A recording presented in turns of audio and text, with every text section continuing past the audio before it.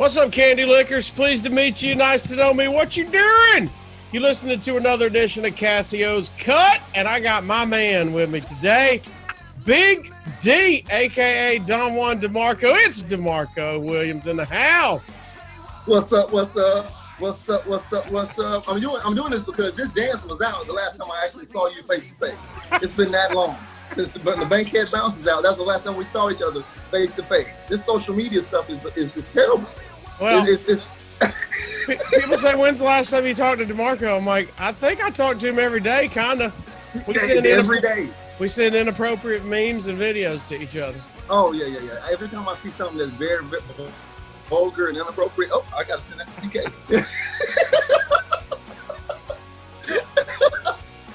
That's how it works. Well, I think the biggest question I get is, where's DeMarco? Have you talked to him? What's he doing? That's after, do I still talk to Rick and Bubba, which I'm sure you get a lot. For those that don't know, for some reason you're just a diehard Casio'S Cut fan, and you might not know who this guy is. Me and him used to work together on a nationally syndicated radio show called The Rick and Bubba Show out of Birmingham, Alabama. D came before me. He was one of the original. He was the original number 4. And there's been many interns come and go since then. I was one of them. And me and D hit it off as well as friends, and we'll talk about how we almost moved to Los Angeles together, or Chicago, it might have been, but then Don Juan left to move to Atlanta. I moved to LA as well, as we just mentioned, and so we kind of both went our separate ways, and so I get everybody asking me where you are, so let's go ahead and knock that out of the gate. I know you're in Atlanta. Tell everybody what you're doing.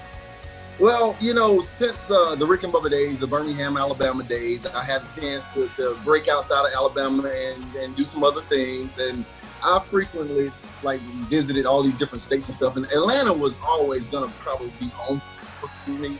So I had a little brief stint. I went to Virginia, went here and there and all that. But Atlanta is pretty much home.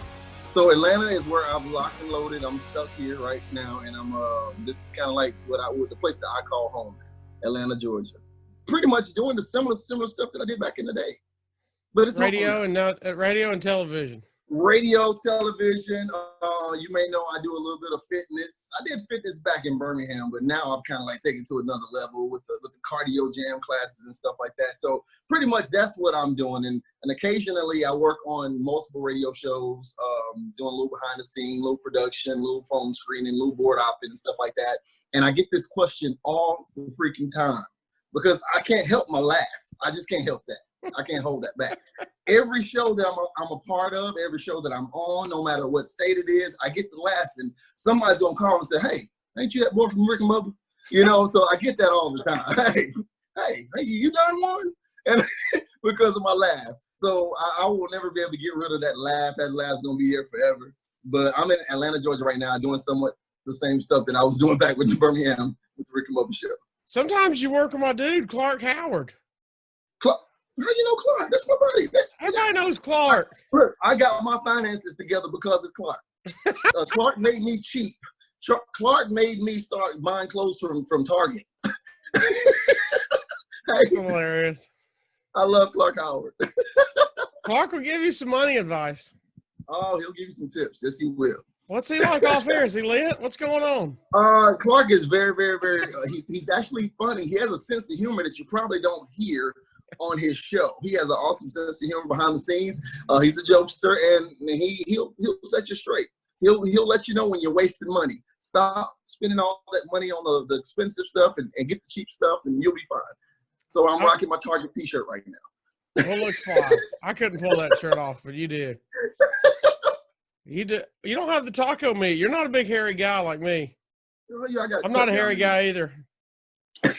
You got the taco meat tucked down in there. Yeah. Is it?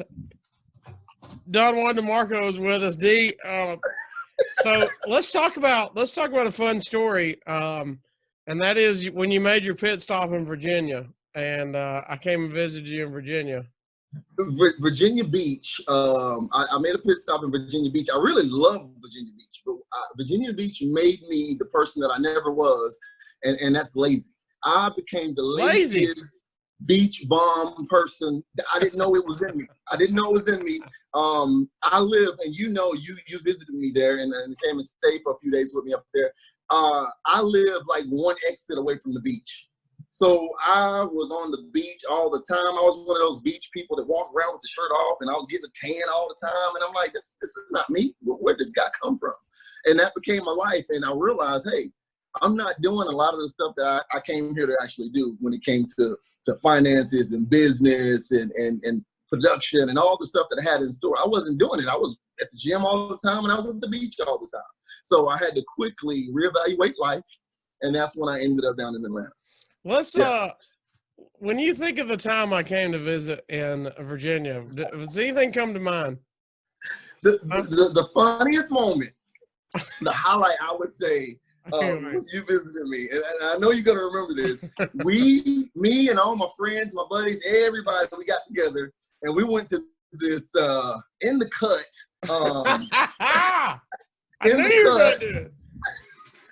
It was a karaoke bar. Yeah.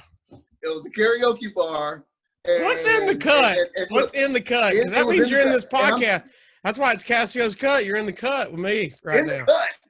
And I tell you, it was brothers and sisters and brothers and sisters, Black Lives Matter all over this place, and CK and Casio right there in the middle. and when I tell you we had a good time, hey, you get you a few bottles of water, I should say. Yeah.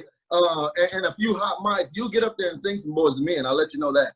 We tore down Boys to Men, and they weren't ready. Yes, we did. Yes, we did. Because we didn't plan it when we got up there. We just went up there, and we realized Boys to Men had different parts. Everybody had to sing different parts, and nobody accounted for the bass dude to come in. And all of a sudden, I just hit that. Hey girl. What you doing, girl?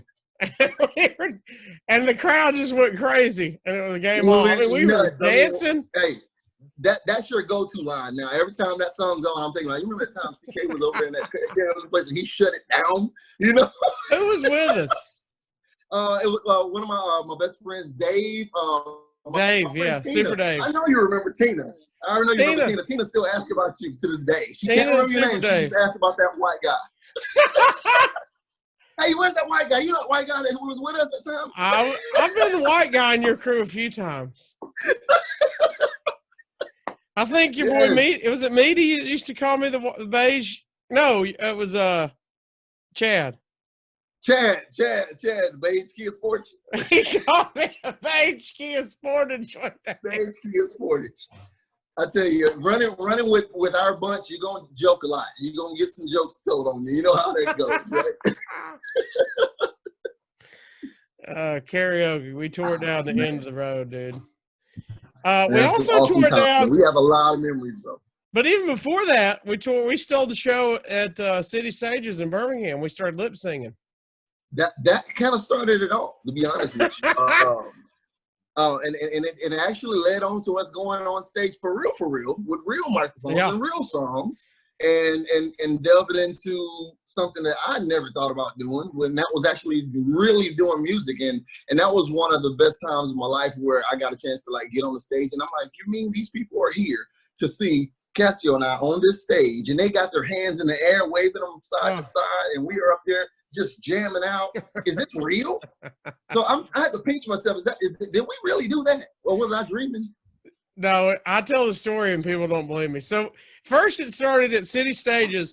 We had just switched from Gadsden, Alabama to Birmingham, Alabama, and with 103.7 The Q in Birmingham. And they had this festival in Birmingham called City Stages. And it's like every other festival. There's music and, vendors and stuff. And so we had a radio station booth there. And people had to take turns working shifts. Of course, we all volunteered to work on the Friday night and Saturday night so we could basically get in for free to see Ludacris. Or whoever was performing that year. And so we're down there, and people weren't stopping at the radio booth. We just, we didn't have an attraction. It was, hey, come sign up for a T-shirt. And remember that time we were under construction also. Oh, so we didn't really have a lot to offer. We didn't have a lot to offer. So why would people stop by our radio station booth? I mean, for what? So we had the tape up, the caution tape. Yeah, we had on Birmingham construction hats and stuff like that because we were under construction. So why else would you stop at a radio booth that's under construction? We had to give them a reason. And so we had the music playing, and then we would just, whoever was working there would lip sync to a song, and just whichever one came on the on the playlist of the radio station, we just had it blaring. And somehow me and you had perfect timing with KC and JoJo all my life. All my life, yes, that was it. That's the one. And I'm not just lip sync. It wasn't just lip sync. I mean, facial expressions, body movements, and dropping to knees. It was there. It was the whole production. My fat knees were skint on that road. Oh yeah, that gravel ate them up. Look, it worked. It worked. People start stopping by our booth when we did that. So it worked. So that was what kind of put us on the performing wise. And then the longer we go into Rick and Bubba were so successful they got to put on Fat Fest, which was their own festival. And awesome. And so we decided to get a slot by doing hip hop songs. Yeah. By the way, I found. God, I should have pulled it out. I need to find it when we moved. I found my notebook with lyrics that I wrote. Casio kid, I have a notebook this thick of songs that I've written for us over the time. And I'm like, what in the world is this? Right? And I just flipped it and I was like, so this is real. I really did write songs. And we really did L-A-B-A-M-A, that's where me and my family stay.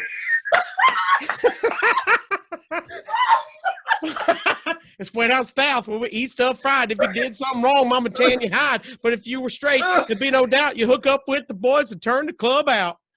Remember, we were killing it. That was I remember that verse. I was trying to think of one, and it wouldn't come to my head. Found one, and then the dragonfly. Huh? And back then, we would take songs that were already popular and use the instrumental version and write our own lyrics to the instrumental version. Couldn't get away with that today, though. Well, we weren't selling it. We weren't selling it. We were just performing. Yeah, we weren't selling it just for parody, pretty much, So we had backup dancers. That was backup dancers, and I mean pyro. You remember the time we paid for pyro at our concert? We had a concert and paid a guy to come out and explode pyro in the background as at the finale of our performance. That was crazy. And then we had about 5 or 6 songs, and then one of the best parts is this is the story nobody believes.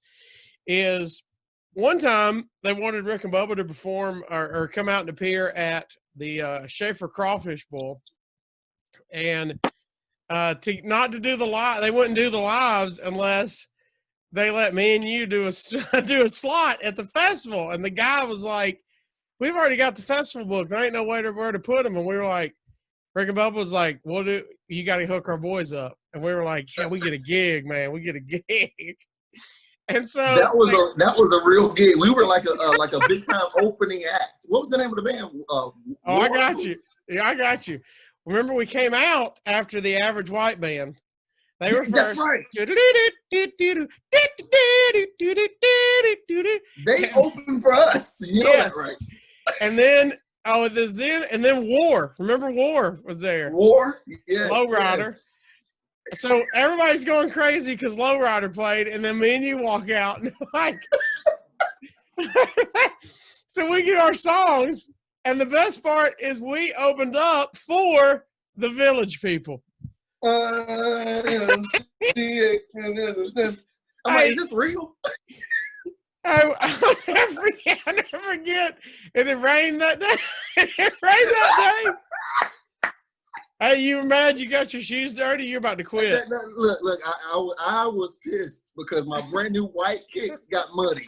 And I was like, man, I went into like, hey, I'm a real performer here. Like, and my shoes just got dirty, y'all. Y'all see this? I was like actually really pissed. He was He was being a diva. He was like, "We're not doing the show. I can't go on stage, buddy. It's bullshit." Hey, I went back to the trailer. he did. He sat in the trailer. Hey, then hey, we got off stage after rapping. Nobody knew who we were. They just were waiting on War and Village people. And we're walking off stage. And we're like so happy that we killed it. And there's the Village person, Indian, and he's standing there. And he's like, "Goddamn mud on my moccasins." He's like, "You can tell construction man I ain't performing. Give me some new moccasins." Yeah. But nobody believes me. We performed in the middle of War and the Village people. That will go down in history. That's a story that, you know, I need you around. If I tell that story, they're gonna be, "Oh, you just, you know, you're jokester. You're just joking." I'm like, no, I'm serious. We really did. Yeah. How did we pull that off? We should not have been there. I mean, crazy, dude. I mean, thousands of people standing in this field. And I have to say, I mean, not to brag, but we really killed it, because if you look in the audience and you see everybody hands up when we tell you to put your hands up in the air. We had a lot of crowd work. If we tell you to do that and you actually do it, we're killing it. We killed it, bro. Did Blair and Karen sing with us on that one? Or was she just Hobie did. That night, Hobie performed with us. That was Hobie tonight. That night we were 883, remember? Don Juan and Casio. Don Juan and Casio. Man, I tell you, dude. We had our girl. Awesome if you listen to Rick and Bubba, you know their intern Blair and Karen, and she sang. So my sister sang at one. Yes, she did. And then we had Blair and Karen, and she had to write her words on her hand. We were unaware of this until the video footage of the performance came out, and we look, and every time Karen sang a lyric, she peeked down at that hand, and it was so obvious. Now it'd be different if you just her lyrics were kind of like played it off. Casio. And then she just she didn't know how to play it off. Then they were sweaty. You know them hands are sweaty. They were running. I can't even read it. What's it say? That's why she missed that last verse, because it had been smeared off. She's like, "Did I add extra O's? Casio." Dude. Knocking down doors to let us in. I forgot about knocking down doors. Oh my gosh, dude. We actually had some songs that you can consider a hit. To us, it was a hit. Honestly, say. Those were hit songs to us. I go back now, and when I think about just secondhand embarrassment, I wish I could go back and tell myself. Do you remember that we gave an album to Bill Bellamy? we told him. In case he wanted to sign us. That particular day, Bill Bellamy was a guest on the Rick and Bubba show, and that was one of the bigger celebrities that, you know, we got a chance to meet. And he was actually there when we debuted a song, and we were playing our music while he was in the studio. He was like, "This is you guys? Oh man, this is jam. I like that. I like that." And you know, as artists, which we were, I have to say that loosely, we were artists. You want to slip your CD, your demo, to a celebrity, and we did. We slipped it to him. To find out later, if you ride down that street, if you look to the left over there on the side of the curb, you're gonna see our CD where he flung it out the window. I remember you saying, "Is that our CD? Is that our CD laying over there?" In the grass. Flung it up. It's bullshit. Get this and out. We tried. That was our attempt. We tried. Well, we didn't have many hip hop artists rolling through the Rick and Bubba show. Exactly. You know. Now you need Jeff Gordon and Tony Stewart. We got you. we were it when it came to hip hop. We were pretty much it. You know? D, I need you to verify for me too. People don't realize I had street cred back in the day. Yeah, seriously, you really did. Hey, I was telling a dude today, I used to have the No Limit chain. I was repping. You were about it, and that nickname kind of stuck. I love when I send you a random message and I call you about it, and because I know you're going to get it. Nobody else is going to get it. I don't, Yeah. if it's a post or anything, and I say about it, you're gonna get it. Nobody else will. About It was our jam, and that was my nickname. What's up, About It? Oh man. Yeah, we were the only hip hop crew there. Man, I tell you, we had lots of memories back in those days. Those are the crazy days of Birmingham, man. Those are fun times. It was, and I have to say I did a lot of growing, because my childhood growing up was nothing like what it became when I left Gadsden, Alabama. You know, Gadsden, Alabama, small town, very limited on what you do. You see the same people all the time. You're not exposed to a lot of the extra stuff that we were exposed to in Birmingham. So Birmingham is when I actually really started living life and enjoying life and understanding life. And you guys were like a huge part of it. You know, you and all the intern crew. I can't start naming names because I'll leave somebody out and I'll get cussed out. But we have tons of interns that all became really close friends, and we started, you know, building and growing our lives into adults. And you guys were all a part of that for me. So I'm like, it was an awesome time growing up with you guys. I feel like I grew up with you guys, you know. A lot of people don't know when we started with Rick and Bubba, and they luckily the station they were on got moved to Birmingham. That's what we were talking about earlier. Yeah. So we went from tiny Gadsden to Birmingham, and it's about 50 minutes to an hour from where me and Don Juan lived in Gadsden. And so, you know, we were so young and the move happened so fast. We weren't ready to move down there. So we would carpool to a morning show. Monday through Friday. We had to be in Birmingham at 5. So I had to leave by 4. So me and him were picking each other up at 3:30. Carpooling. Oh my gosh, I remember that. And you would do one day, I would do the next day. So we go on and off, and which is fine. I mean, in the morning, you know, you were young, and it was easier to get up at 3 o'clock in the morning. Now I can't. But the worst was the drive back from Birmingham, because Rick and Bubba would always make you eat lunch.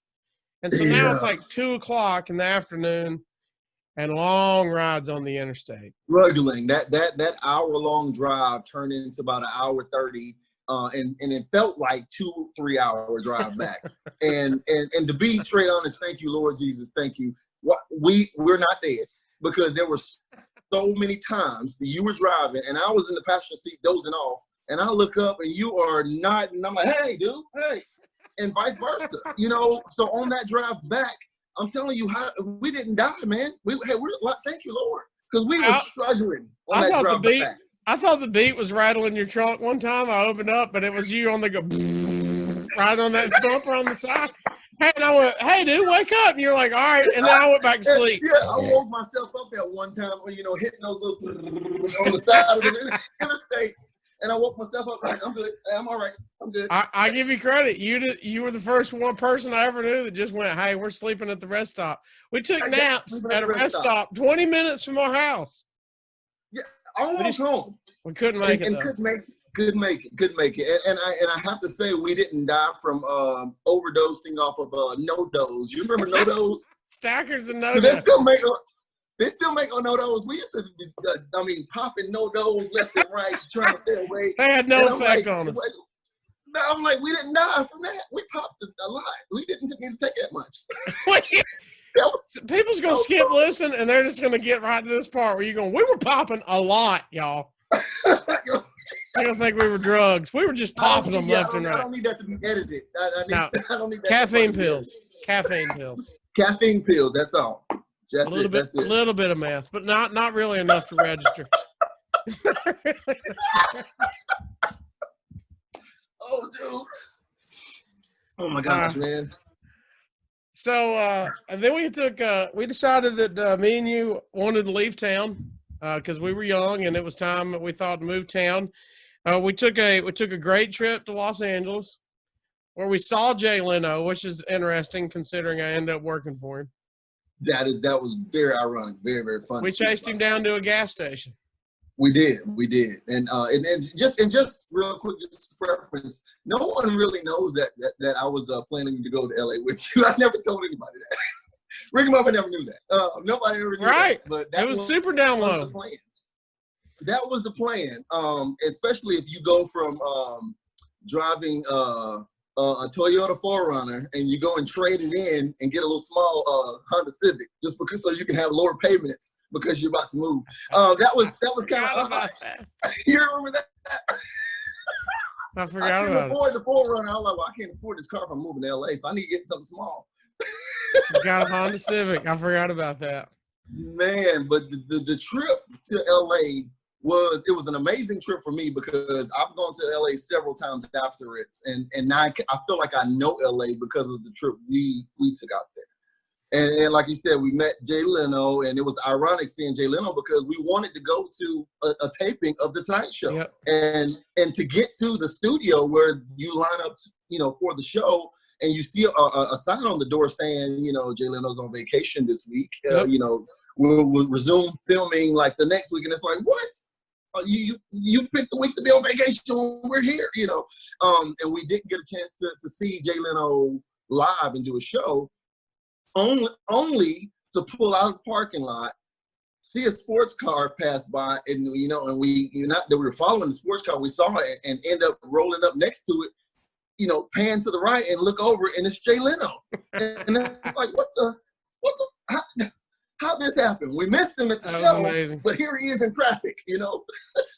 That was amazing. Like, and then you whipped a Yui and then chased him all the way to the gas station. We were just going to follow him. He whipped into it, and he was in this little sports car, he's into those sports cars and stuff. He's got the little, I don't know, the doors lift up and all that. I was about to say, you're not into cars like that, and you're like, he's in this little sports car. It's a Lamborghini. That's what it was. I don't know what it was like. The doors came up. Yeah. The doors lift up.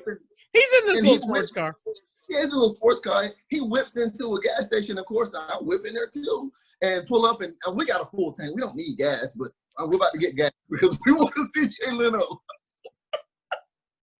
And I don't know if you know it or not, but the photo op we took with Jay Leno, he's got the little gas pump in his hand as he's leaning over into our picture, right? Do you have the picture? I have the picture of Jay Leno, yes. No. I gotta look for it, but I got it somewhere. You gotta find that. That'd be great. That'd be classic. He could have had us arrested if he would have drove longer because we were following him like we were about to attack him. And I'm pretty sure he could have called in and said, hey, I got a small Kia Sportage on my tail right now with a rental car tag Enterprise. That's great. Man, that was awesome. We also got a chance to see Courtney Cox and David Arquette. They were married at the time. Oh, yeah. Out on the beach, yeah. You remember? I forgot about that. Yeah. That was Venice Beach. Yes, Venice Beach, Santa Monica Pier. We had an awesome time out there. You rollerblade. You remember we rollerbladed. You had to leave your debit card or your license, one of the two, while you rent the bikes or the rollerblades or whatever. But you had to return it in a time frame. You had a bike, I had rollerblades, and we were all the way at the end of the thing. We had rollerbladed and rode bikes from Venice Beach all the way down to the Santa Monica Pier. Yeah. Not realizing, hey, that's a long trip. Get back before they close so we can turn this stuff in and get our cards back. Yeah, well, so we were like huffing it, trying to get back, man. Oh, man. And me huffing it doesn't work, and you were on rollerblades. And of course, we had to stop for the jam session out there on the beach with the bongo drum session. And the guy on rollerblades that was in everybody's music video. You remember the guy with the guitar on the rollerblades? You remember that? I forgot about him. He was in everybody's music video back in the day. Yes. That's how you told everybody you were filming at Santa Monica. And I look over one time and I was like, now where's Casio going? I look over there and you was getting a massage on somebody's table. I'm like, what? You was over there. She was wearing out your back. $10 for 10 minutes. Big boy getting worked out. I was in the top class, skimpy.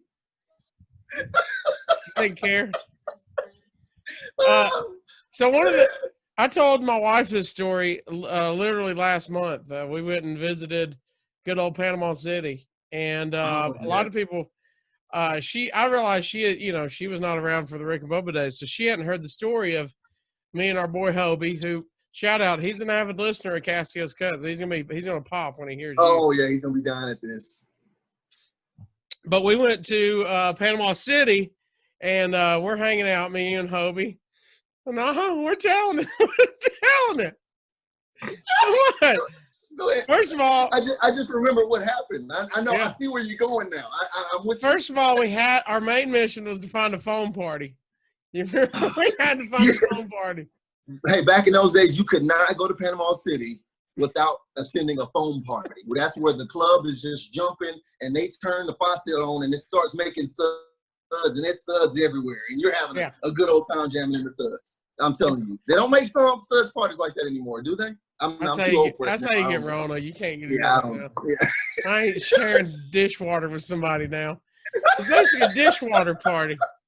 For all us nasty ass kids. It was dishwater pretty much. It was gross. Beer in it, spilled in it. It was so gross, sweaty. We were all in there, man. I'm telling you, we were all in there. That's the goal. So we would, if you've ever been to Panama City, it's like a lot of beach towns where it gets very crowded on the strip, where everybody's cruising the strip. And me, D, Hobie are walking down the street having a good time. I'll never forget, we're right in front of that Burger King, because that's what made me remember it. Is me and my wife went in front of that Burger King on Front Beach Road.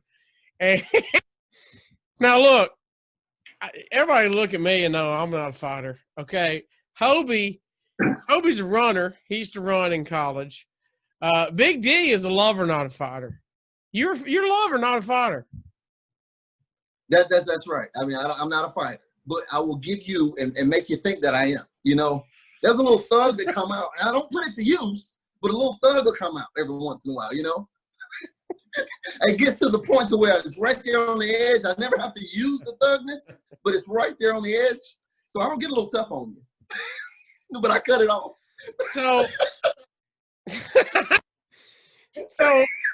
So Don Juan, me and Hobie are walking down the street, and it's packed, and traffic is going like 2 miles an hour. It's bumper to bumper both ways. Everybody's playing music as loud as they can, hitting on girls in the other car. Everybody's walking down the street, and we're walking, and these meatheads, these big, I call them after Bobbies, because they look. You seen the before Bob, skinny before Bobby, and then they're after Bobby on the back of the front and these after Bobbies, one of them leans out of the car, and he points right to me, Don Juan, and Hobie, and he goes, "Gay, gay, gay." And Don Juan, you said, "Hey, you want your ass whooped?" I gave him a little hey, but because you can't. First off, I'm saying it from a distance where you can't get to me. That means you got to get out of your truck and come all the way over there where I am. So I'm thug D at this point, because I'm like, hey, what? Hey, hey, come on. You know, I'm giving him all that attitude and stuff, thinking like, he ain't never gonna come over this way. They were in a big Tahoe, and I'm talking about, it looked like a clown car with steroid dudes in there. Okay? And that one dude was halfway out of the truck. Don Juan said, "You want that ass whooped?" And he leaned back in the car, and because they were going the same direction we were going. We were on we're on the right side of the road. The car right behind us going the same side. And they were about 2 or 3 cars up, and one of the dudes said, "What did he say?" He said, "He gonna whoop that ass." And they go, "Turn this on me, turn it around." They went off into a hotel, and I was like, "D, what the hell? Come over here. Why are you doing it?" And Hobie's a track star. Look, let's just call it. Hobie's a track star, and you're black. Y'all are running back faster than my fat ass. And y'all zoomed. I looked, and I was talking to you, and I looked, and I saw the back of Hobie's head down the street just juking it. So I said, "Come on, let's go." And here's what I realized you don't have to be first. You just ain't got to be last. You just don't be last. Just all took off. I thought about tripping you. I was about to shoot the keg on you, dude. I met up with Hobie in some random parking lot somewhere. Hey, y'all are hey, I was so far behind, and dudes are yelling at me like people are yelling because I'm fat. I got my man boobs hanging out the side of my tank top. They're like, "Hey, the Waffle House is the other way, fatty." You know, they're "Don't worry, Burger King will be open when you get there, player." Yeah, I was worn out. Warren That, Sapp. look, I will always remember that story. Oh my God! And Hobie took off, so he didn't think twice at all. Let me make sure my boy's all right. Let me make sure. Let me stick around to make sure everything's cool. Hey, track star from Arab, Alabama, just darted. Arab, Alabama ran. Oh my gosh, man. I just remember the end of that trip. Me and Hobie fell asleep, and you drove to Mobile. Yeah, wasn't supposed to drive to Mobile. And no, you don't go to Mobile. You don't go to Mobile trying to get back to Birmingham, Alabama. You know, that's considered out of the way, you know? And I'm like, well, y'all fell asleep and y'all left me in charge of driving. And I don't have my GPS like we have nowadays, you know? I'm supposed to remember to go up here and get on the interstate. Turn left, turn right, turn left. Yeah, right. I'm supposed to remember that back in the day. And I don't have my GPS and I'm driving and they're asleep and I'm sitting there just driving and kicking it and I got my tunes going. And then I said, well, welcome to Mobile, Alabama. I was like, Mobile? Is that? Hey. Don Juan had took us 2 hours out of the way. Now it's going to be 2 hours back more. Yes. So it's going to be a 4-hour detour. Now, what were you about to do when you got back to Birmingham, Alabama? Oh, I had to do my last set at Tiki Bob's and then move to Los Angeles. Hey, so you had to go and DJ at the club that night. There's people like doing a celebration, like a send-off party, and I'm like, now I'm going to be late. I don't have time to go home. To be there. And when I tell you we hit that corner like on 2 wheels and pulled up right on time, that's what. Hey, we're here. We're here. I'm still in my swim trunks from the beach. I wasn't dressed up for clubbing, nothing. Flip flop. We still smell like salt water, you know. Dishwater. We had our son's water tanks on. Dishwater. It's foam party tank. Yeah, we had to go. Dude. I forgot it was that night too. Yes, it was. And then drove the next day. So many memories, man. Let's talk about your experience with a lot of you. I know a lot of people were tuning in on YouTube going, I've seen him before, and it was clearly from Family Feud. Oh, Family Feud. I can't get away from that. And not that I want to get away from it because it was an amazing experience. It was awesome being a part of the show. It was awesome meeting Steve Harvey. That show is so historic. Like I grew up as a kid watching Family Feud, and to be an adult and I'm actually on the show. So it was amazing. And I get asked that all the time too. That's another one like, oh yeah, weren't you on Family Feud? So it was awesome. And my sister, Glenetta, shout out to her. She loves being in front of the camera. She's an actress. She does all kinds of stuff. So she gets all these calls to be on shows and TV shows and stuff. So of course she entered our family into it and we got chosen. We had to go do the audition and all that and it ended up going to the second round and the third round and hey, wow, we're on the show. And it happened so fast. So it was amazing. It was awesome. And I can't believe that show is like heavy rotation.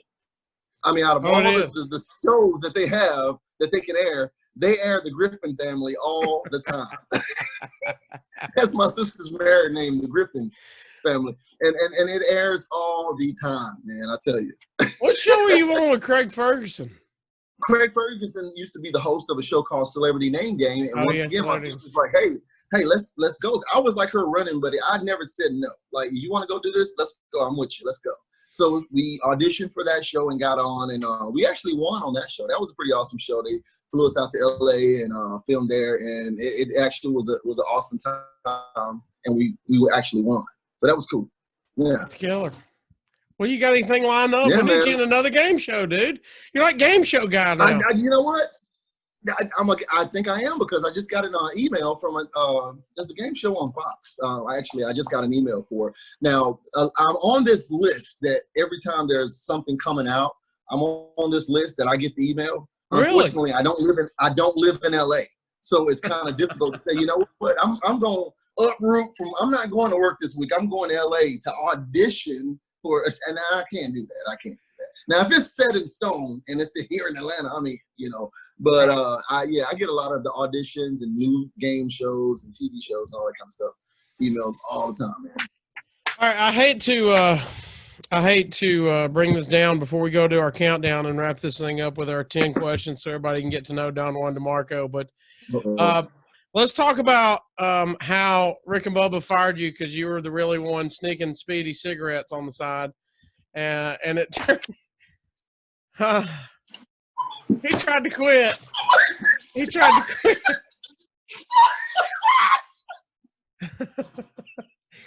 You wouldn't quit buying them for him. And he almost got a divorce, and you wouldn't quit buying them. Oh my gosh. Okay. Look, to this day, there's people out there that believe that Speedy smokes. I told Speedy, I said, Speedy, look, just give in and just say you do. Because there's people, hey, Speedy cigarettes. There needs to be paparazzi, like, getting a picture of him with a cigarette in his hand. He needs to act like somebody busted him. That would really fuel it. Oh, man, I tell you. God, those were the days. And believe it or not, I used to get all the time, hey, you don't work Rick and Bubba no more? Why'd you leave Rick and Bubba? They must have fired you. They get rid of you. Yeah, everybody assumes. Obama had just went into office right when I left. Did they get rid of you because you voted for Obama? I'm like, no, you voted for Obama. You voted for Democrat, they got him out of there. No, that was not the case. No. I had to tell everybody, no, it wasn't. I tell you, no. All right, I'm going to bring up a Rick and Bubba intern, and you just give me your immediate reaction. You can say anything you want about. I mean, I just, because there's some that I have to watch what I say, Well, first of all, I don't have a filter, man. I know. This is like, there's like 13 people listening to this. Nobody's going to hear this. Nobody's going to hear this. I need you to shoot on everybody, all right? I got shoot. All right, Joe Cooner. Oh, Coon Dog. That was my boy. When I think about Coon Dog, I think about that rusty Toyota Camry he had. It was the brown, rusty Toyota Camry. And I know he's got all kind of fancy cars. He's had fancy cars. But if I see Joe Cooner, I need him to get out of that rusty Toyota Camry. Hey, it was so rusty that he couldn't wash it because the rust would come off. You remember that? The paint. If he got a wet rag and ran it across the top, that rust would be on the rag. I don't know why, but I remember it from that night. I think it was close to that night. I remember, well, that was the parking lot of the radio station when you touched it, and we put our finger just to see if it was real. And I remember singing, I think it was Mystical, the Man Right Chia came out, or one of the Mystical songs came out, and we were singing it. We were bumping it loud. I mean, pumping it. We were bumping it. Dude. I have a lot of memories by Joe Cooner. That's not it. That's a lot of Joe Cooner. That's my buddy. I love Joe Cooner. He's another one that's like you. We never see each other, but I feel like Joe Cooner and I all the time are sending something back and forth, just like you. All right, Swisher Sweet. Swisher Sweet. Oh my gosh. Can I bring Joe Cooner back in the mix? Is that bad to do? Yeah, they used to be married. They used to be married. The time that she whopped him in the head with that stapler, you remember that? I didn't know you were gonna say that. I didn't know you were gonna say that. It wasn't like domestic violence, no, because they were just kids, and she didn't mean to. You know how you do something, you was like, oh, shit, that was a little hard. I didn't mean to do it like that. It was one of those cases. She meant to get him in that damn chin lock. She gave it. And that hair flew back. She yanked him out of that seat. You gonna make me say some stuff I probably shouldn't say. No, Lurch, LTL, flicker. You remember that? When Lurch first got a Porsche. He had a Porsche. Lurch got a Porsche. We were all kids, teenagers, and we all had little basic cars. Lurch had a Porsche as a teenager. And the thing that he would do is when you pass another Porsche, you have to flicker your headlights at him. So we used to call him flicker, because every time he saw a Porsche, he would flicker. You remember my favorite is the first time he told us, he goes, it's a thing, guys. I gotta flick my lights in every Porsche. And the first one that came up, he flicking, they didn't do it back. He's like, man, that dude's an ass. They all do it. He blamed it on him. I got something else to tell y'all. I can't bring it up though. What? Oh, you can't do that. You remember? Why can't you bring it up? Now I don't know. He taught us he taught us how black and brown. He showed us how to empty one. What do you call it? He called it freaking one. How to freak the black and brown. I'm like, how do you know this, Lurch? Wait, but he didn't even put stuff in it. He emptied it out. He didn't put anything in it, but he taught us how to empty out Swisher Sweet. For what reason, I don't know. Everybody needs to know that don't know Lurch. He's like the tallest, skinniest white dude. He's like, what, we 6'5"? call him LTL, long, tall Lurch. Yeah. Oh, my gosh, man. Blair and Karen. Blair and Karen, I love Blair and Karen. I miss Blair and Karen so much. She actually had a memory yesterday on Facebook. Another, great friend that I communicate with through social media all the time. We never see each other face to face. She brought up the time we were down in Panama City, of all places, when we went parasailing. So the very first time I ever parasailed, I was with Blair and Karen. And I'm looking, and we're up high in the sky. And I look to my right, and Blair and Karen's next to me. And that boat is just pulling us. I mean, Blair and Karen was like, she was like everybody's mom on that trip, because she didn't party like the rest of us, but she was there to keep us in line, Who was on that trip? It was Blair and Karen, Eddie George, Peaches, and Bad Mama Jamma. I mean, you were on the all-girls trip there. That was the all-girls trip.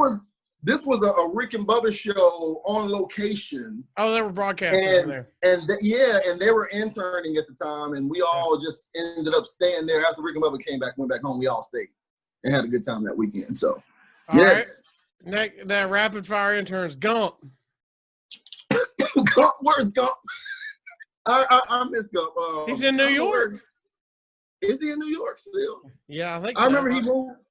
I remember he moved to New York, and I remember when I was leaving Rick and Bubba, he was training to do what I did. And he went in for the big interview with the suit and tie, and he wanted to audition and interview for my position, and he didn't get it, but I was rooting for him to get my position when I decided to leave.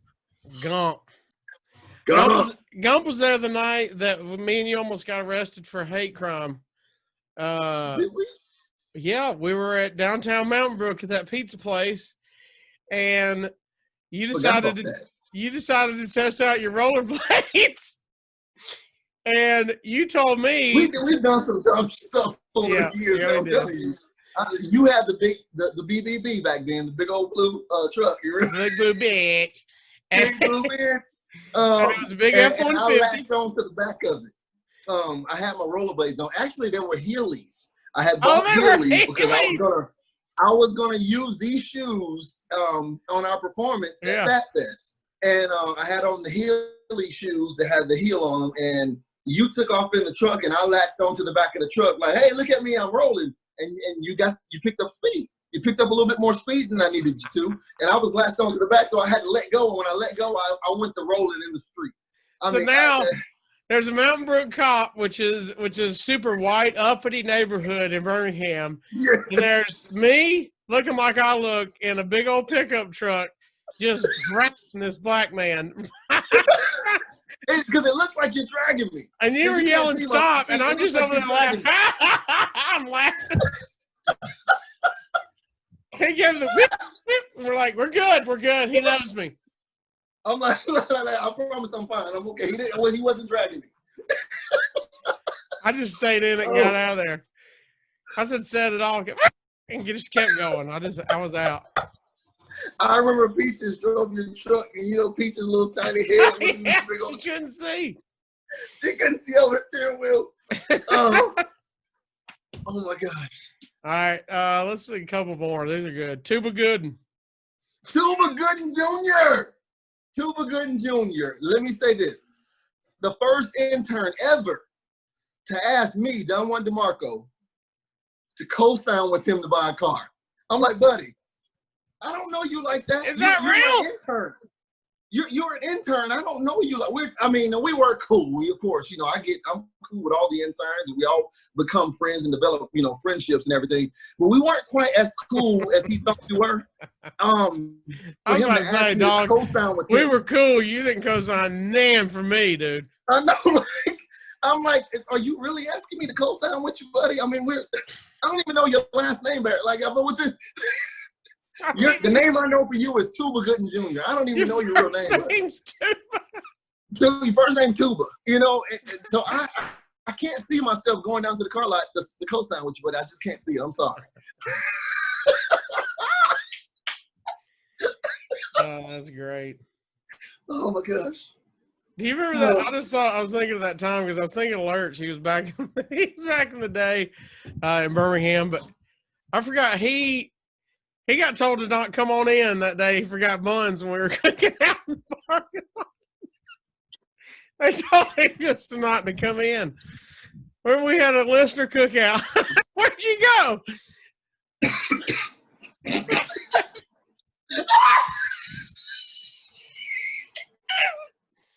Hey, we had a cookout, and he was supposed to bring buns, and he was late.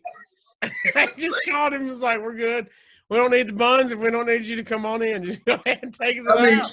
When I tell you we had a grill full of hot dogs and no buns, he was in charge of the buns, and he was like super late. Yeah. And we said, how about this? Don't worry about the buns. You don't have to come. Don't worry about it. Just go on back home. You're don't done, ever buddy. come back. You're good. You're good. Just take it back to the house. We got all those hot dogs, no buns. I also remember the hot dog day that we served Gary Owen. And the comedian Gary Owen came in the parking lot. And me and you were cooking hot dogs. And he did a whole bit. He made it up on the spot about how no matter how hard you are, no matter how ghetto you are, there ain't no cool way to eat a hot dog. There's no cool way. I don't care who you are, the biggest thug and the hardest masculine. You cannot eat a hot dog masculine. I mean, with that, so he grabbed the hot dog from the top. And this is how you catch eat up on his a hot dog as a grown man. You got to eat it and you tear it. You don't bite into your hot dog. You got to tear it. You got to tear it off like that. He goes. I don't care how big you are. You're like, man. Hot dog as a grown man. He's like, I don't care how big you are. You look at somebody like, man, you don't know me. I'll beat you down. He took a bite like that. He said, this hot dog good. Hot dog good. He goes, you don't know me. I'm hard. I'm from the street. This dog is good. You brought my memories up. That's why I eat hot dogs. I have to tear it when I eat. I'm like, why are you tearing hot dogs like that? Snatch it off like you're mad at it. Like that's it. Mad at it. Like it's beef jerky. You just ripping the end of it off. All right. Yeah, we're not going to get into any more interns. I forgot. We should have ran past some of these stories. I don't know. Oh my gosh, man! I will give you credit. You're the first person to ever buy me alcohol for underage drinking. So thanks, bud. What? Really? What? You bought me 151 at the clubs. You leave it on the urinal and walk away. And then I have to go take a shot. No, actually, I didn't buy anything illegal. I bought some alcohol at 21. You remember when I bought the first alcohol I ever purchased myself? You were with me when I bought it. Was it Boone's or Mad Dog? No. You and Lurch were with me, by the way. Was it? What was it? City Stages. That night after we had finished performing at City Stage, we went back to the hotel room and we stopped and got Crystals, and I got a 6-pack of Ice House. Oh, Ice House. You remember that? Ice House. He got Crystals and Ice I'm like, House. I'm grown now. I'm going to enjoy me a beer. I'm getting me a beer. I'm grown, and I got my sack of Crystals, and I don't know how to handle alcohol yet. I just want some because I'm 21 and I can get it. So I go back and I got that, and it didn't turn out good. The aftermath just was terrible. Yeah, it wasn't a good mix. Alcohol, beer, and Crystals just didn't mix, and I had to find out the hard way, trying to be grown. You had Crystals twice that night, once on the way down and once on the way up. But I'm grown though. I'm grown. I can buy beer. You know? Yeah, that was it. That was it. All right, Dee, we're going to go into the countdown where I'm going to ask you 10 questions so everybody can get to know you before we get out of here. Oh wow, okay.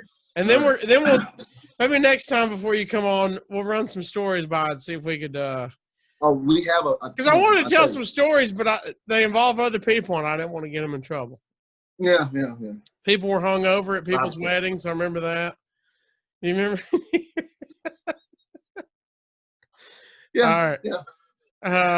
I know we had the bubble up story. I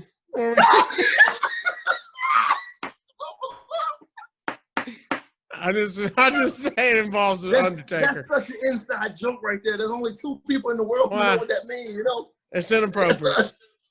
It's very inappropriate. If you want to go see one of the biggest laughs me and Don Juan have as well, I know we could tell this one. One of the biggest times me and Don Juan ever laughed as a viral video is you gotta look up that dude that dances like Dora Explorer and the patty clap. Patty clap. What was that? What was that song? Chicken noodle soup. Chicken noodle soup. Chicken noodle soup with a soda on the side. And there was a guy, he was in Dora Explorer. Was it Dora Explorer? Yeah. Patty clap. And he was killing it. He did the patty clap and murdered us. All right, let's hilarious, dude. Let's do these countdown questions. All right. 10 to 1. We count down 10 questions here. All right. Start at 10, going down to 1, and we try to time into the numbers. 10. Name something that's a perfect 10 in your life. Anything. What's perfect in your life right now? Does it have to be 10, or can I be like a 7.5 or something like that? Because I don't. Nothing's perfect. 10. I have to say right now, with the coronavirus going on and the pandemic and everything's going on in our lives, I have to say, just to get a little serious, my walk with Christ has gotten to that 10 point by now. I've gotten a lot closer to the Lord, and so yeah, that's the only thing I can honestly say that is at a 10 level. Nothing else is there. There's some stuff that's close. It's a little close, but that's the only thing I can say. What's a 9.9? Your cooking skills? Have you upped your game on cooking skills? I feel like. I have to tell you, I can't tell you. Not good.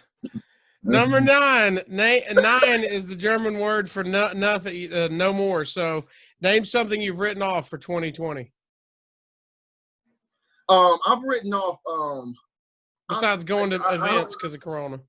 That kind of, sort of, yes, because I don't care if it's your birthday, and the only time I really go out to like a club or a bar or something like that is I'm going to celebrate something. It's a birthday. Let's go celebrate. Let's go turn up, have a good time. I ain't going. I'm sorry. I'm not going to no club, no bar. I'm old now. I don't really care. I can't wait to get home and get on the couch and watch Netflix. That's what I want to do. So I'm not going to the club. I'm sorry. It's over. 2020 kind of wrapped that up for me. I've announced I'm not coming back with handshakes. I'm out. That's a good one. That's a pretty solid one. I might give you a fist bump. I'm a high fiver after cardio jam, and we're not doing that anymore. No more high fives? No, I'll give you a point and a thumbs up, but I'm not giving high fives. We don't even need to bring it back either. Nah, don't bring it back. I might give you the fist bump when no more handshakes. I'm going to do that awkward peace sign or something. 8. That's it. 8. When you go out in life, what do you want to be the last thing you ate? So what's your last meal? This could be mix and match. This could be something homemade from somebody. You can get a side dish from a restaurant. You can get whatever you want. Give me the perfect meal put together for D. Okay, so and you're going out, so you got meal. What's that? This is your last. This is my last meal. Yeah, like I'm dying, or I'm in the electric chair. What's going on here? You don't necessarily have to be in prison. Maybe maybe it was your time, and you've announced you got no more days to live. This is your last meal. So now now remember, that means you don't have to care about calories. Nothing. Okay, all right. So since I'm lactose intolerant, my favorite meal, my absolute favorite meal, tears my stomach up, and everybody around me hates me when I have it. But it's chicken Alfredo. So give me my chicken and broccoli Alfredo, and I need garlic butter, and I need rolls, and I need all that, and I need a glass of wine with it too. Is it from somewhere, or like who's got the best? Are you making it? Who makes it? To be honest, mine is pretty solid. But okay. If you go to Maggiano's or Carrabba's, I'll take it from just about anywhere. Mine's pretty solid though. Nothing from any of the family members. No, nobody has anything that just stands out. I mean, there's a lot of good food there, but if I'm going out, I want what I have that I purposely don't have because of my stomach. I ain't got to worry about my stomach no more. I'm out of here. You got an appetizer? Is there an appetizer? What's the best appetizer?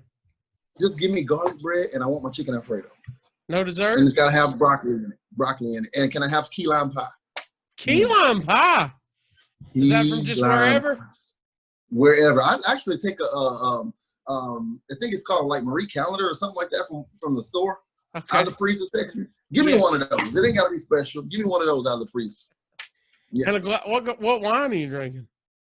I want a red wine. Give me some like Cabernet or something like that. All right. And it doesn't have to be expensive. It doesn't have to be expensive. Give me that bottle they have at Walmart or the Kroger. Give me one of those. I don't care. Okay. I'm not a fancy. So you know a solid meal. You don't care where it's from. Just give me a solid meal. I want a solid meal. Yes. Yes. All right. Number 7. What'd you want to be when you were 7 years old? What do you want to be when you grew up? To be honest, I'm just a little bit more than that right now. I wanted to be the guy that drove the truck because my granddad did. He drove a truck for the city of Gadsden that drove around, and it had the big arm, and it would pick up trash and dump it and put it on the back of the truck. Like the and he would get on top of the truck, and he would get the arm and had a big retractable arm that goes and picks up trash. And I wanted to drive that truck. That's what I wanted to do because that's what I saw my granddad do all the time. That's what he did for a living. I wanted to be that. I didn't care about finances or how much you got to make and what I have to go to school to do that. I didn't care about that. I wanted to drive that truck. No, as a kid, that's why I ask people what they want to be as a grower up, because you're not worried about what other people think. You're not worried about how much it makes. You just what seems like a cool job. What kid really wants? I want to be a doctor when I grow up. That a lot of kids say they want to be something because that's what their parents told them. Yeah. I want to be what I saw, and I saw the man, my granddad, on top of that truck, doing the gears, lifting up the arm, picking up trash, and dumping it. I wanted to do that. That's what I wanted to do. It's still not too late. I might. Hey, I got like 3 jobs now. It's still not too late. I might. Well, how about this? A lot of people work up to their dream job. What if you go backwards and that's how you retire? You go out as your dream job. I might go back down. And drive one of those trucks. Now I got to get the right license because I don't know if I can handle it big so much. I don't know. I don't know. You just need to be the claw guy. Be the claw guy. Surely it's a 2-man crew now. You're the claw guy. And the claw guy, yeah. You're going to be 60 years old, 70 years old. And then you're going to look down and see some dirty drawers in somebody's trash, and you're going to start laughing, and you're going to have somebody go, you that boy on Rick and Bubba. Yes, I'll be 60, and you still recognize my laugh. All right. 7. 6 is, how do you want to end up 6 feet under? How do you want to go out? How do I want to go out? Yep.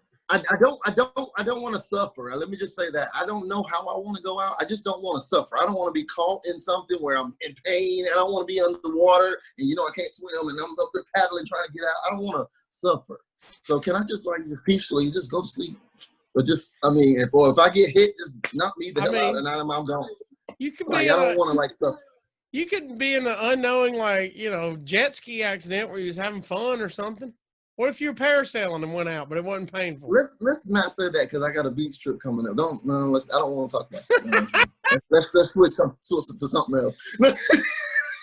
I want to have a heart attack at a phone party. That's how I'm going to have to cancel my trip to the beach. CK brought up a good point. I don't want to do that, All right, 5-finger discount. What's the last thing you stole? Last thing I stole? Stole? I'm not a thief. No. Mm-hmm. This doesn't really count, to be honest with you, because, No, pens don't count. This doesn't really count. Now, she's not getting it back, and I didn't mean to take it, but I haven't stolen anything. You steal anything from hotels? Everything that I've taken, no, I actually don't, because I don't like that soap. Now, I do have 2 or 3 towels back there like that. Okay, that's okay. Yeah. Huh? You caught me on that one. I do have 2 or 3 of the big thick towels. They're in there, yeah. You ain't ever forgot to pay for toilet paper under your buggy at the grocery store or anything? That's your kid. Do you know I did that? I didn't even think about that. Do you know I did that? And then nobody said nothing to me?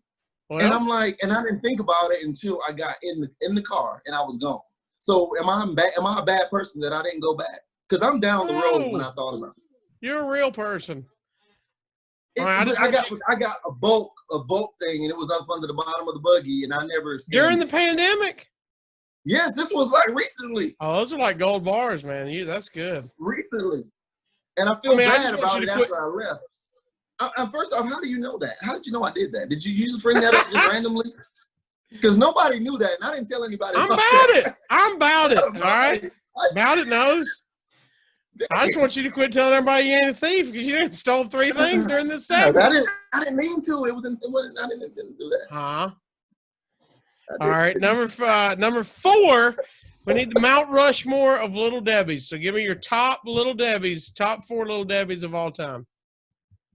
Hey, I got you. I got about 9 of them right now. That's my favorite. But I'm gonna go with the Swiss roll. Good roll. Call. That's at the top of my list. I love chocolate, of course. So I want a fudge round. Fudge round, okay. Fudge round. And give me the famous zebra cake. Solid choice. And I'm gonna wrap it up because I'm teeter-tottering here because a lot of people probably hate me for this one, but I'm gonna go with the one that everybody loves, and I'm gonna go with that old-fashioned honey bun. Honey bun. You can't go wrong with the honey bun. Yeah, but you can't tell me you're doing a honey bun just so you won't get hate mail. What's really your 4th? The oatmeal cream pie. No, that's in everybody's. Everybody likes that? Yeah.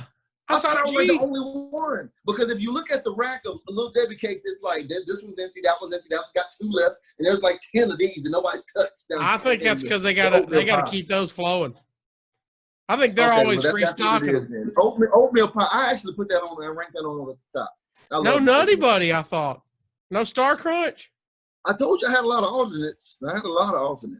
Christmas tree cake. Christmas. We got a lot. You didn't do the cupcakes. You know, the black cupcakes with the white swirl. Oh, with the little white right on top. Oh, dude. Well, you only gave me 4. You gave me 4 to choose from, and I told you I got 9 out of 10 of them. No, that was a solid 4. What?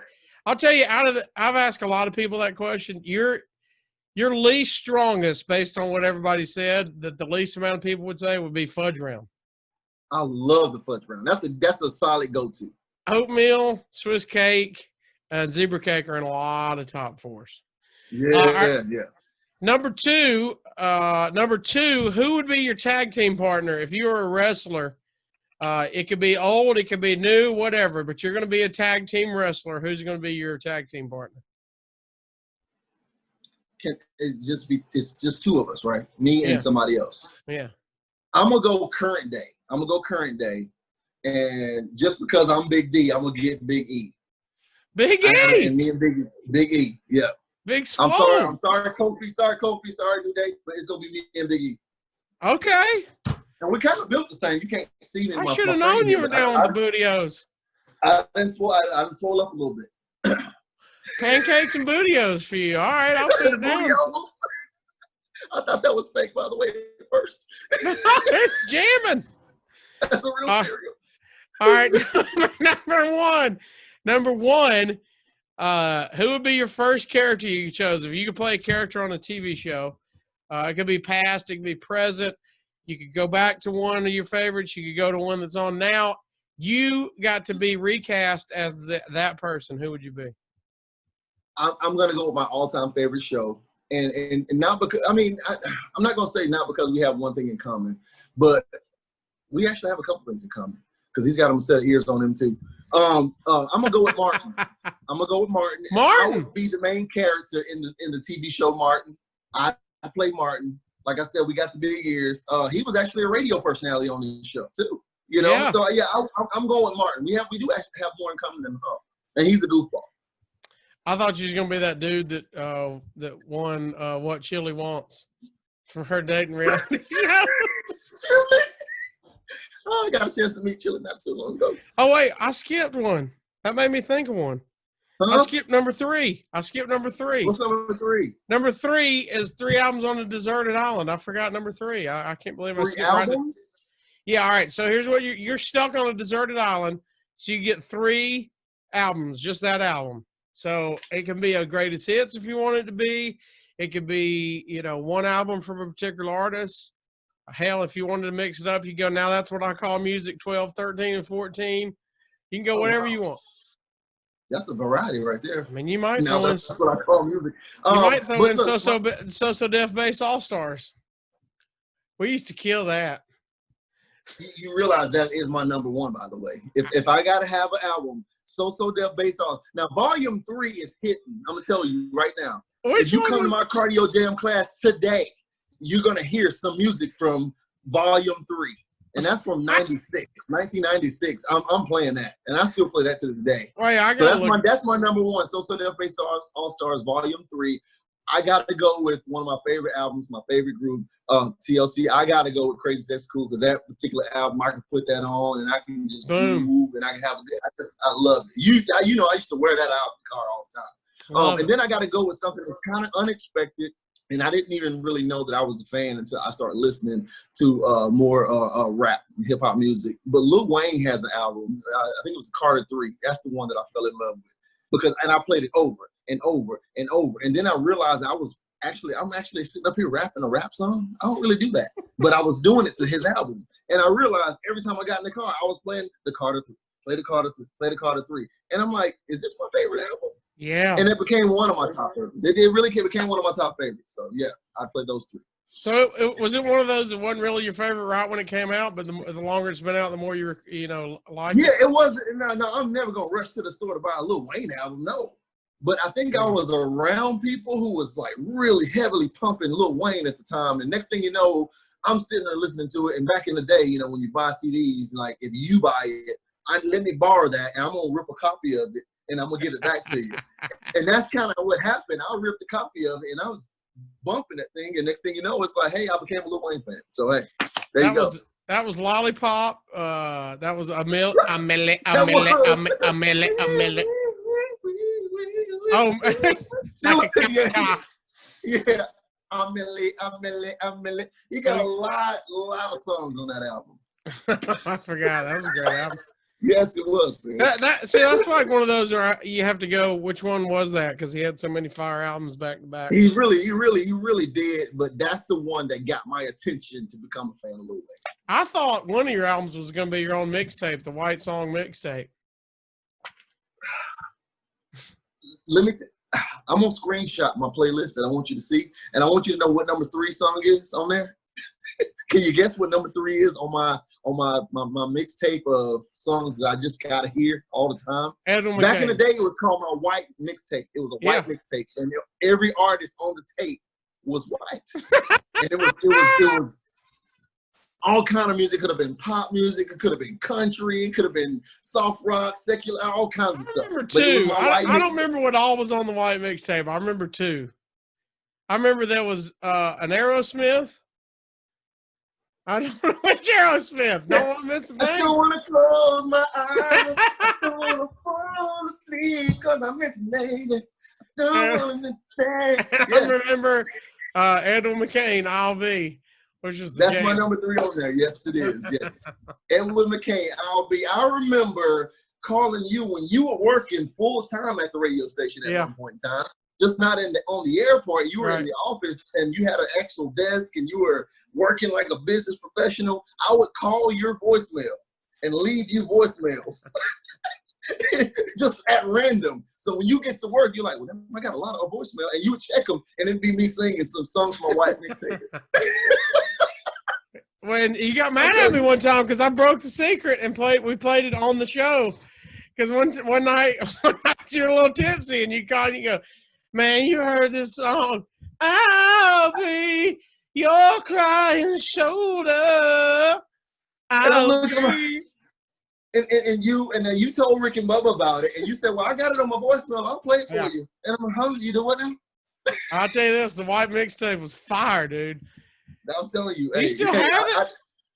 I don't have the actual tape now. I have Apple Music now. So Apple Music, I just created I have a white playlist now. What's the new one on the white playlist? I need one of the new jams. I'm telling you, I got some Jewel on there, some Foolish Game. I got some. Hey, You look on there, Leanne Rhymes is on there. I mean, I got all kind of stuff, man. I'm telling you, I take it old school. I got some NSYNC on there. I mean, hey. I need a screenshot. Lone Star is on there. I'm telling you. I forgot you like Lone Star. I need to take a screenshot so we can see the Edwin McCain on there. I'm definitely going to do that. We'll see what else is on there. All right. All right. So we got your countdown, dude, man. I want to say thanks for coming on. We need to get together on some, one, we just need to get together, but two, we need to get together on some stories and get clearance for some of these. Oh yeah. There's so much stuff. Like I said earlier, man, like you were a huge part of me growing up in Birmingham, and we experienced so much stuff that nobody knows about but just us. And there's so many stories that I'll sit back and I'll think about. I'm like, oh, I remember that time, and that nobody's around to tell that to. And it's like we need to relive these moments. So we definitely got to get together again soon, man. I just remembered we tried to smoke cigars one time. We thought we were going to get into cigars. we had that apple tobacco. You remember that? Who used to go to the radio tower. You remember he bought a pipe? Lurch bought a pipe. Lurch bought a pipe. And yeah. I was like, what are we doing? I mean, we had some apple tobacco. We were trying to roll our own cigars. It was awful. And it was just cigars, nothing else, guys. It was just cigars. Yes, it was. It was. Everybody, yeah, really? Yeah. No, right. That's the sad part of the story. We thought we were cool about making our own cigarettes. Cigars, I mean. We didn't have nothing. We were grown. I mean. Oh, it's chaos. Oh man, dude. Yeah, we got a lot of stories, a lot of history. We can definitely go on and on for days. I know we can. Well, there you go. The answer to the question, where Big D is, he's in Atlanta. He's working in radio and TV like a grown man does. And that just means you're always missed, dude. That's a good thing. Man. Everybody's saying, where is he? Yeah, and I love it. And I still get, with the social medias nowadays, Instagram, Facebook, Twitter, all that stuff, being on social media and getting contact by, random people that listen to us when we were on Rick and Bubba and all that kind of stuff, that still brings something to me. That makes me feel like, oh, wow, you still remember me? And it's an awesome feeling to still have those people around, even though my life is kind of went this way and that way, and I'm doing different things to still be connected that way with all the people that's out there that show love. I appreciate all those people showing love, man. Yeah, I was there. You were there before me. You were there after me. But as I said before, I was on Rick and Bubba from 1998 to 2003, which most people know as the funny years. The funny years. That's what Rick and Bubba said, known as the funny years. I joke after I left, I took it with me. No, we had a blast, man. Thank you for coming on. We do got to hang out. Definitely, man. We got to get together. We need Hobie in the mix. We need an 883 reunion. If y'all want, let's do it, man. Let's do it, man. We got to do this too. Let's get this on somebody's calendar now. We got to meet up. Well, Hobie's birthday's coming up. Hobie's birthday's coming up, so let's try to do something for his birthday. Yours was tax day. Yours is always tax. Always remember that.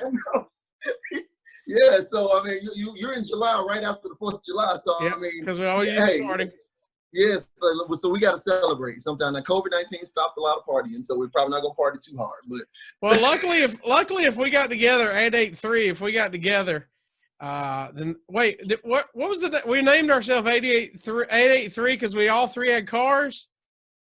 Our very first car happened to be 88. My first car was a 1988 Nissan Sentra, and I think Hobie's first car was something. It was an 88, and you had an 88. So for some odd reason, we just came up with 883. 883. That's odd. It made no sense. One area code, nothing. Nothing. 883. Is 883? I gotta look. Is 883 an area code or something? People might have thought. He's like, where y'all from? Oh, it's Illinois. I just looked it up. It's in Illinois. Everybody's like, what are they doing in Illinois? Repping Illinois. Oh, man. Yeah, dude, we got to definitely catch up, man. I appreciate you, man, reaching out. And, man, I love what you got going on. I mean, you got your little show kicking like that. You don't need nobody else. You're the Casio, man. You're Casio kid. CK, Matt Mitchell, about it. You know what I'm saying? About it. About it. I don't know if we can talk about the time. I don't know if we can talk about the time that you got me to drop the N-word at a football game. He's got clearance. He's got clearance. So for everybody, we can't go out without explaining that. Ballot was my nickname, and you gave me let's just call it. You gave me clearance. I gave him clearance. That's how tight we were. This is my brother for real, like real talk. So I could say it. It was way short version. Way short version. It was an edited. And one time when we're out and about, I saw you with your boys at a football game in Gadsden. And I come walking by, and you said, "What's up about it?" And I looked up and just forgot we were in public. I said, "What's up?" And you went, "Oh." He got clear. Hey, yeah, everybody jumped up. Man, hey, stand down, stop. Hey, back up. He's got clearance. He's talking to me. Now stop. Now. I didn't know because it wasn't official back then. That was my first. You giving me that clearance was my first invite to the cookout, which I've gotten many since then. Yeah. You pull up a chair and get all the red Kool-Aid you wanted right there at the cookout, man. You are. My family to this day asks about how's old Casio doing. It was the best. Pull up, man. All right, man. Don Juan, tell them how they can find you on social media if they want to reach out to you. Social media, Instagram, Facebook, Twitter, every social media platform. It's DeMarco at ITSDEMARCO. It's DeMarco, and definitely, man. Let's link up. If you're in Atlanta, come on over. You and the wife, y'all load up. Come on over. We'll do it. We'll hang out, man, and we'll let you make fettuccine alfredo and fart on us. All right, yes. We don't even care. Just fart right on us. I'm bringing ice out. There you go. Hey, how about that? Yeah. I'm bringing ice out. Let's do it. Let's do it. Good to see you, man. Love you, man. Take it easy, bro.